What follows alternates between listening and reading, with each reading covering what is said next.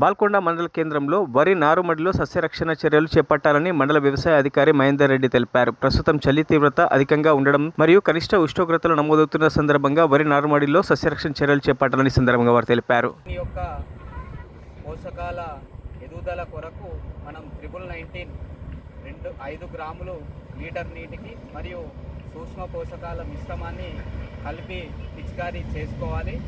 అలాగే ఈ అధిక చలి వలన జింకు లోపం ఏర్పడి వరి పైరుపై తుప్పు మచ్చలు కనబడతాయి.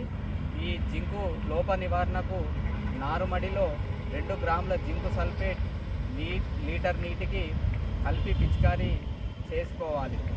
అలాగే చలి ఎక్కువగా ఉండడం వల్ల ఈ పైరులో అగ్గి తెగులు కూడా గమనించడం జరుగుతుంది.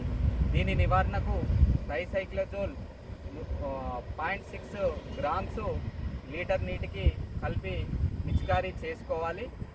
మరియు ఈ యొక్క యాసంగిలో వరి నారుమడిలో వరి నారు పీకే వారం రోజుల మునుపు ఒక ఎకరానికి సరిపడా నారుమడికి కిలో 3G కార్బోఫ్యూరాన్ గుళికలు చల్లుకుంటే ఈ యొక్క ముగి పురుగుని మనం సమర్థవంతంగా అరికట్టవచ్చు.